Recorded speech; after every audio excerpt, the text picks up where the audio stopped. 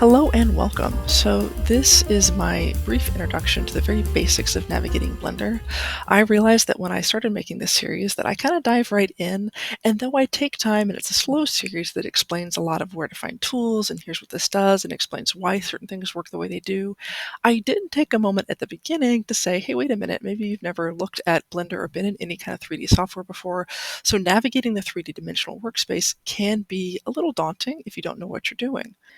This is meant to be just a very high gloss overview to get you started, and the video will explain all the other details. So if you're not new to Blender or you feel confident in your ability to navigate the camera around, things like that, feel free to skip this one and go into the other ones. I'm going to try to keep this one brief anyway, so maybe you'll pick up on something if you decide to just leave it on in the background. All right, so before we talk about how to navigate the Blender space, I want to just give a quick heads up. Blender is huge. So if you get lost because there's a lot of menus within menus within menus, that's okay. You'll find that as you work, you get used to what you need to know and where things are that you need. You don't need to know where everything is. You don't need to know what everything does. Blender is not a one-trick pony. It doesn't just do texture painting. It doesn't just do rendering. It doesn't just do rigging or just do animating. It doesn't just do modeling or just do, so it does all of these things. And because of that, it serves a lot of roles for people. As such, there's a lot of things you can do. So it's easy to get lost or overwhelmed. So we're going to break it down really simply. We'll start by just navigation. So when you have your object in your 3D space, so this is your scene, your objects come in and they're here, or elsewhere on the map, which we talk about in the next video. To navigate around, you're going to use your mouse, and if you have a middle mouse button, it's fairly simple because the middle mouse button, if you hold it down and drag, rotates your camera around the center of your space. If you zoom in and zoom out, if you scroll in and out with your mouse wheel, that zooms in and out. If you hold down Shift, it repositions where the center of the camera is. So if you have a model that's taller and you want to circle on a certain part of it, you can do that. You can rotate around certain parts, and then you can sort of drag to recenter yourself around where you're trying to work. If you don't have a middle mouse button, that's okay. That's what these little dongles here are for. So for one, you can grab this widget and you can move it. And when you move your mouse when you're grabbing that widget, it'll rotate your camera. If you grab the zoom widget and move your mouse around, it'll zoom you in and out. And if you grab this sort of hand one, it'll move. So if you don't have a middle mouse button, you can use those. These other two I don't find as useful, but just so you'll know, so if you hit them, so if you hit the camera one, it aligns your view to where the camera object is, which we don't really use for our purposes, and a lot of times I'll delete the camera object or hide it. So this other one switches to what's called an orthographic view. So if your scene suddenly looks like this, it's probably because you accidentally hit this guy here. So just hit it again. It's also, I think, numpad 5. So if you hit it by mistake, that's what happens. The other thing you might accidentally do is if you lose your gizmos and widgets, it's probably because you hit this guy here. So I sometimes, when I was starting in Blender, would realize I'm like, oh, I no longer have my dongles or where they'll go. And it's because when I was clicking for something, I just accidentally clicked on that, and now they're back. In line of that, there's also this. So if you lose your grid and you don't know where it went, it's probably because you hit this guy, which is different overlays for your scene. This is also something you don't need to get lost in, but in other videos I talk about how to add statistics. You can also do that here.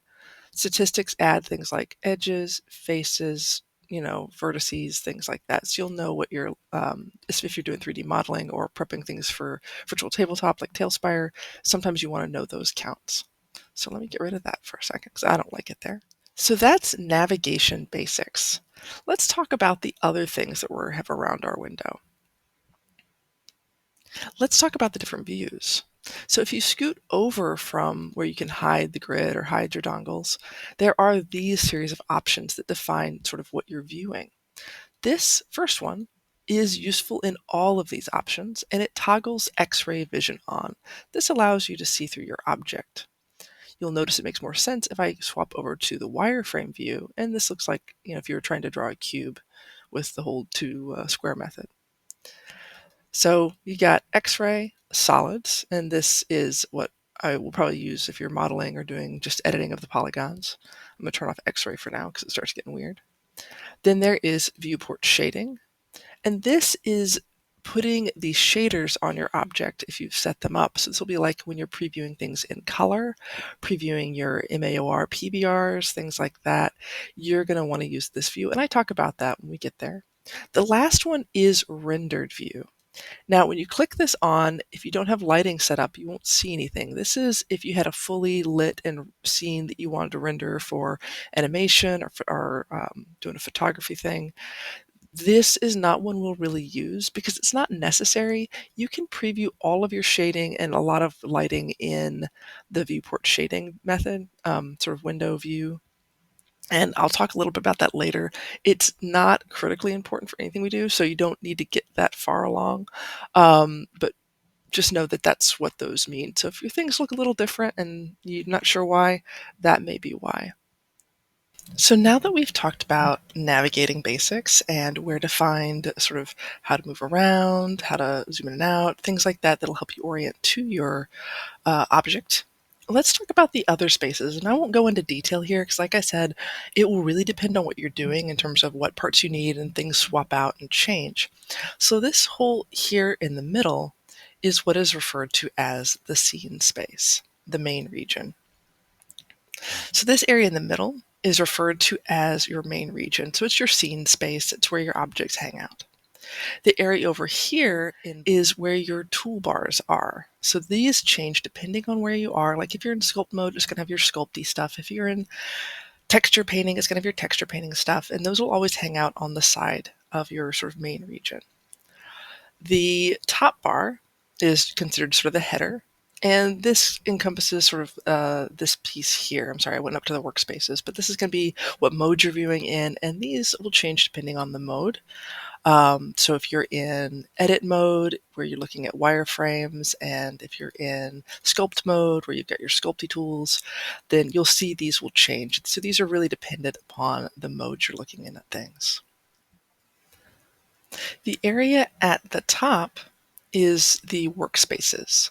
So you don't need to use all these. We'll focus on just a few, but that's where you'll find different workspaces that are just sort of default setups for people who might be doing UV editing or painting or things like that. So it sets up things just that make sense. So for example, in this window, this is what I would use, even though there's a separate sculpting window. When I'm sculpting, I'll go into sculpt mode and just use my basic layout window. But if we're doing something like texture painting, we want to be able to do two things. We want to be able to see our 2D image, and we want to be able to see our 3D space. So ignore that this is pink, this is because I don't have anything set up on it.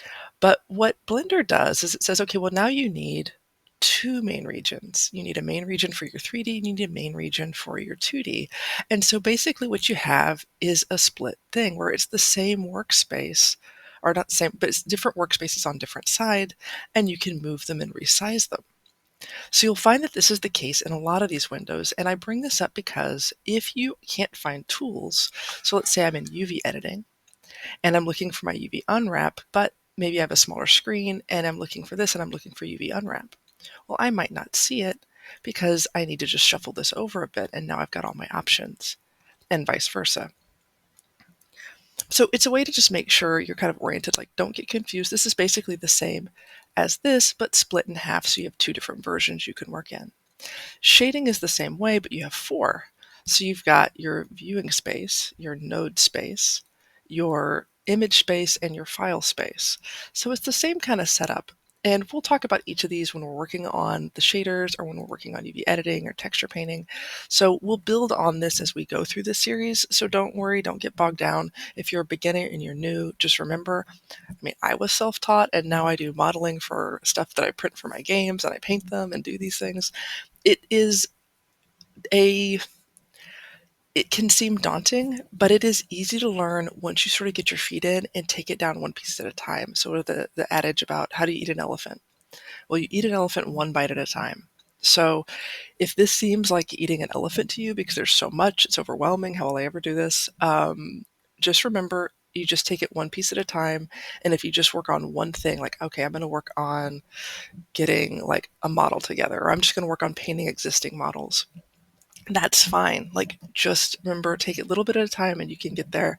So don't be overwhelmed. Have fun with it. And if it doesn't seem like fun, take a break, put on some music, watch through some videos just to kind of see how all the workflow puts together. Because I know that as I'm working, as I'm doing drawing and I'm trying to see, oh, how do other people achieve this in their drawings? Sometimes watching other people draw gets me inspired to say, oh, that's how it's done. And seeing the whole thing play out is helpful. So this is, like I said, the brief introduction to Blender. I don't go into a lot of details here because we'll go into those and what you need to know in later videos. But this is just to get you started navigating, knowing where things are in the workspace. Just remember, like I said, most of these tools you will never use, but they're there because this is used for many things. So with that said, take care, and I hope this has been helpful as you get started in your Blender adventures.